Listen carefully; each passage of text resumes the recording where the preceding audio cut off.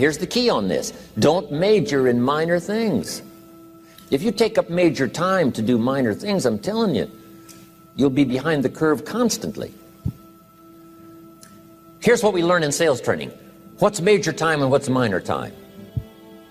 Here's minor time, thinking about prospects. Here's minor time, making lists of prospects. Here's minor time, keeping books on prospects. Here's minor time, going to see the prospect. Here's minor time, evaluating the prospect after you've been there. That's all minor time. Here's major time, in the presence of the prospect. That's major time. And if you took a look, if you're in sales and you took a look at a week, you'd say, my gosh, I'm spending 90% of my time on the minor stuff and so little time on the major stuff in the presence of. How many hours in the presence of in my day? How many hours in the presence of during my sales week? Because the time that really counts is in the presence of the prospect. Majors and minors. Here's another key time management essential. Don't mistake movement for achievement. It's easy to get faked out by being busy. Guy comes home at night all exhausted, falls in the chair and says, oh, I've been going. Here's the big question. Doing what? It's not the going. Some people are going, and they're doing figure eights. I mean, their progress is small. So don't mistake movement for achievement. Here's another one in sales we learned. Don't mistake courtesy for consent. If somebody's pleasant and they nod, you say, oh, they're going to buy. No, they're courteous. You can't mistake courtesy for consent.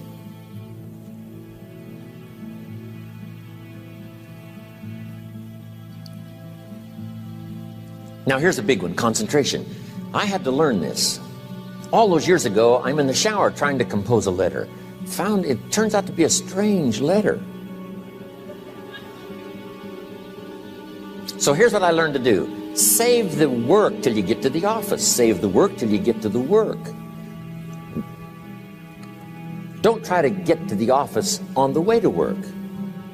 On the way to work, enjoy the way. In the shower, enjoy the shower. Then go to work when you get to work. I found this to be helpful.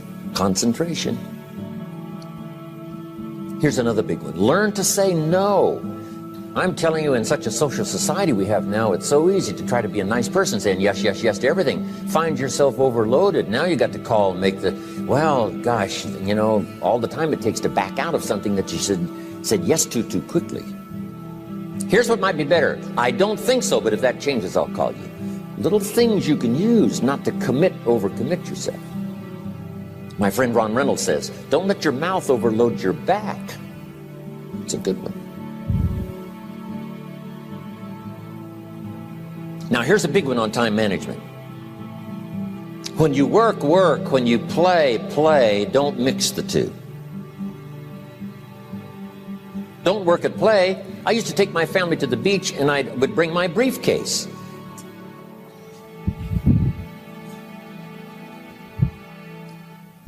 I learned not to do that.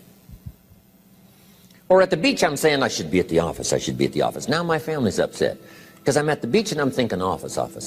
Now when I'm at the office, I'm thinking what? I got to get my family to the beach. So things are not going too well at the office because I'm thinking beach, and things are not going too well at the beach because I'm thinking office. Here's what I learned to do. At the beach, be at the beach. At the office, be at the office. When you work. When you play. Don't mix the two. Don't work at play. Now here's one of the most important ones. Don't play at work. Work is too serious. You don't want the reputation of being the office joker. It's not a good one. Yes, there's time for some pleasant stories. Yes, there's time for a little humor. Yes, best if it's a happy office, of course. But I'm telling you, you got to be serious about work because you're parting with a piece of your life for the work you do. Your work costs you a piece of your life. Here's what it's called. Serious business. Not grim, not unhappy, but serious. Key. Don't play at work. The old expression, I don't think we use it anymore, horse around at the office. Play around, play jokes, play tricks. No place, not at the workplace. At the beach, yes. At the bar, yes. Somewhere else, not work. You got to treat work with all due conservative passion, because it's leading you to your future. Here's another key phrase: all work is good. You may not like your job, but if it's the stepping stones to get you to where you want to go, you got to appreciate your job. You don't have to have a passion for your job. Here's the ultimate passion: a passion for incredible success in every department of my life. That's the passion. But don't look down on some menial job you have to do to finally get you to where you want to go. No job is menial. No job is not, every job is noble. Training life for pay, making a contribution to society. Next, analyze how you are. And if you have some weaknesses, if you can't, doesn't seem like you can change, here's the key: get it covered. I used to keep promising myself I'd keep the books, keep the books, keep the books. Finally, I gave that up. And back then, it only took me an extra 50, 60 bucks a month for some accountant to keep the books. I said, no, I'm going to save the 50 bucks. You can't believe what I started losing in productivity because I tried to save the 50 bucks. So the key is, a lot of the time you can stay like you are, but just make sure you get it covered. Okay. Next, beware of the telephone and all other systems of communication, especially the telephone at home and systems of communication at home. And here's one of the best lines I've got for you for the weekend: let all communication systems serve you, but don't let them intrude. When it comes time to have dinner with your family, you shut off all systems, unless the ones that can take messages silently. Don't let the phone ring. Don't let anybody intrude, come through the front door nor the back door, nor through the telephone or any other device. So you can't reach John and his family when he's having dinner. The President of the United States couldn't get through. If you develop that kind of a reputation, father, mother, when we have dinner, when we're visiting and have this time with our family, nothing intrudes. So don't let these clever little devices keep intruding. You've got to have a place that's sacrosanct, it's valuable. You don't let anything in for that period of time. Okay. Isn't that good advice? Excellent advice. Here's the next one. Read all the books. You know, I've only got a few notes here on time management, but if you've got some particular challenges, you run a big organization, a big corporation, you've got some challenges, there's plenty of books. Now, here's what's next. Just be more alert to the things that might be stealing your time. Here's why. Time is like capital. You can't let someone steal your seed corn. You can't let someone steal your capital. And you can't let someone steal your time. You must designate your time. And some of the time that you designate, you must not let anyone steal. Casual time, you might let someone intrude and steal a little bit and take a little bit, but not serious time. Key. Next, one of the great time management savers is to learn to ask questions up front.